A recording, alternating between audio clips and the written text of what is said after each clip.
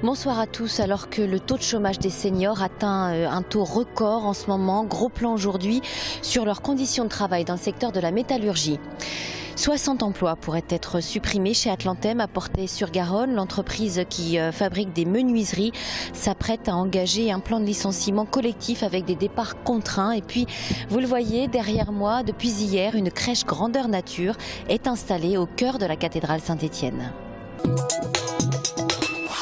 Pour Pôle emploi, une personne est considérée comme senior à partir de 45 ans. À l'instar des jeunes, cette catégorie de salariés est fortement touchée par le chômage, notamment dans la métallurgie. Chez Airbus, où la pyramide des âges est plutôt vieillissante, la place du senior dans l'entreprise est une question importante. On prend l'ensemble des cas qui peuvent se présenter, c'est-à-dire qu'il y a des seniors qui ont envie de donner un second souffle à leur seconde partie de carrière. Donc dans ce cas-là, on les accompagne en termes de formation et on leur propose de nouvelles perspectives au sein de l'entreprise. Ce qui est possible aussi, c'est des seniors qui veulent rester experts sur leurs activités, et donc là on organise des transferts de connaissances pour qu'avant qu'ils quittent l'entreprise on puisse organiser ce transfert de connaissances et de compétences avec d'autres salariés. Et c'est tout l'objet du colloque organisé par l'UIMM aujourd'hui, en pleine discussion sur le contrat de génération.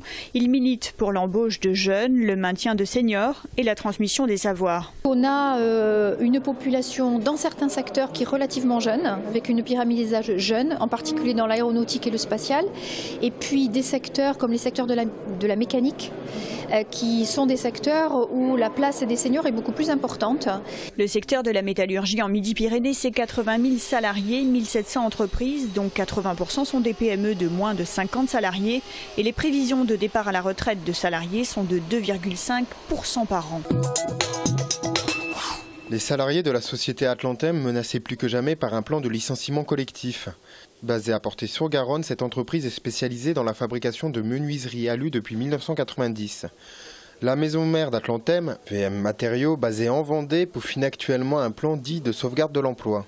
Mais c'est plus ou moins déguisé, c'est un plan social. Donc il va toucher 60 emplois directs, puisque ce site-là est fermé. Et ce, sous environ 2 mois, quoi. Fin février, ce sera effectif, quoi. Il y a 5 ans, quand ils nous ont rachetés, ils s'étaient engagés sur beaucoup de choses et avec beaucoup d'optimisme. Donc à ce jour, c'est plus que de la déception, ça c'est sûr. Inquiète, oui, forcément, pour notre emploi à tous et puis pour mon avenir personnel, oui, bien évidemment. Selon les salariés, le plan envisagé par la direction pour des raisons économiques ne l'est pas, d'après un rapport de contre-expertise diligenté par le CE. Le rapport de cette contre-expertise dit que c'est plus stratégique que économique. Alors pourquoi stratégique? C'est-à-dire que notre groupe VM Matériaux, enfin Atlantem, a acheté énormément d'entreprises ces dernières années, ces 5 dernières années, et s'est endetté. Et donc pour pallier à cet endettement et le rembourser au plus vite, ils veulent rentrer de la liquidité. Et donc la liquidité passe par de la cession de biens immobiliers. Mais comme ici, nous, ils ne sont pas propriétaires, ils ferment ce site en disant qu'il n'est pas rentable, et puis voilà, quoi. Contactée par la rédaction, la société VM Matériaux n'a pas souhaité s'exprimer sur le sujet.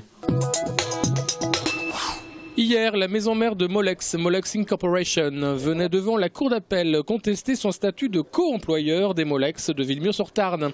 En avril dernier, en première instance, devant les prud'hommes, le groupe américain était apparu comme co-responsable des 283 licenciements des salariés au Garonnais.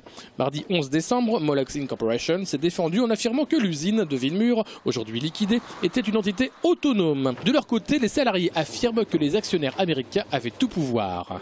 Verdict de la cour d'appel le 7 février 2013. Inauguration de l'unité centrale de stérilisation Bernard Charles dans la zone du Chapitre à Toulouse. Ainsi, 2000 m² sont dédiés à la stérilisation des matériels utilisés par les hôpitaux Purpan et Rangueil, un volume de 24 m³ par jour. Auparavant, les 2 étapes qui étaient le lavage et la recomposition se faisaient dans chaque bloc opératoire de chaque hôpital. Une 50aine d'agents travaillent ici pour un outil performant. En termes d'ergonomie et de technicité, on a des équipements effectivement innovants et des systèmes système de chargement et de déchargement automatique qui évite les manutentions de la part des agents. Des laveurs performants permettent des temps de lavage très inférieurs aux standards connus. En moyenne, le processus dure 6 heures. À l'origine, l'unité a été créée pour répondre à l'extension du site de Purpan et l'augmentation de l'activité, mais pas seulement. C'est un maillon de la lutte contre les infections nosocomiales. De toute façon, ça l'était avant, ça l'est toujours. Le fait de centraliser les étapes, et c'est de toute façon obligatoire, ça permet aussi de mieux répondre, c'est-à-dire qu'on évite des transports de matériel où on pourrait recontaminer celui-ci. Depuis juillet 2010, date d'ouverture de l'unité, un lieu unique regroupe la blanchisserie centrale, la plateforme alimentaire et la stérilisation. Une nouvelle formation au métier du journalisme ouvrira à la rentrée prochaine à Blagnac. Le groupe IGS accueillera l'ISCPA sur son campus. Cette école est déjà implantée à Paris et à Lyon. À Toulouse, 2 écoles dispensent déjà ce type de formation. Mais une étude terrain, d'après les responsables de l'ISCPA, aurait démontré, je cite, qu'il y avait un réel besoin d'une école de bon niveau en région toulousaine. Il ne s'agit pas d'une école supplémentaire, mais d'une école nouvelle qui apporte une particularité qui est l'ouverture à l'international. Un des engagements que nous prenons auprès des professionnels, c'est de leur sortir et livrer des jeunes professionnels aguerris aux nouvelles techniques de communication et d'information, mais également capables de maîtriser parfaitement la langue véhiculaire qui s'impose et qui est l'anglais. L'espagnol, le mandarin ou encore l'arabe seront également enseignés. L'une des particularités de la formation est d'être accessible après le bac. On vient compléter l'offre de formation toulousaine avec notamment le JT, que tout le monde connaît et qui est une belle école, mais qui elle va les recruter sur des niveaux supérieurs. Et je dirais aussi qu'il y a pour vocation plutôt d'alimenter les grands médias. Nous on a pris le parti, le positionnement d'être plutôt une école qui forme des professionnels qui vont aller alimenter des médias régionaux et des médias spécialisés. Les étudiants en journalisme inscrits à l'ISCPA suivront un cursus de 3 ans. Il leur en coûtera 6 700 € par année. Le JT et le JC, les 2 autres écoles, n'ont pas souhaité s'exprimer quant à l'arrivée de cette nouvelle formation. Pour célébrer Noël, c'est une crèche hors du commun que propose cette année encore la cathédrale Saint-Étienne. Une crèche contemporaine géante créée par les élèves du lycée professionnel Myriam à la demande du prêtre Barthès. Il y a cet espace colossal, nous avons 30 mètres de voûte. Il ne s'agissait pas de poser dans un coin quelques petits personnages, mais les intégrer à ce volume qui est exceptionnel, bien entendu. Alors c'est pour ça que Saint-Joseph il fait 3,50 m de haut. Les élèves en CAP mode ont créé les vêtements et le décor de la crèche. Une représentation allégorique de la nativité imaginée par le professeur d'histoire géo qui a choisi une poupée reborn ultra réaliste pour représenter l'enfant Jésus. Si je voulais donner au Christ sa réalité humaine, il fallait que tout son environnement soit un environnement quasi symbolique. Je me moque du visage de ses parents. Ce que je veux, c'est qu'on sente le sang couler dans les veines de Jésus et que toute l'attention soit portée sur le réalisme, le naturalisme de cet enfant.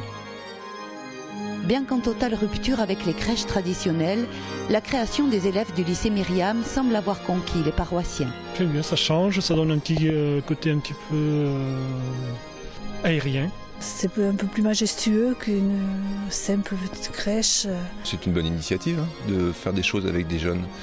Je trouve que le partage dans l'action, c'est très fondateur. C'est une crèche étonnante, mais j'avoue que oui, j'ai été émue.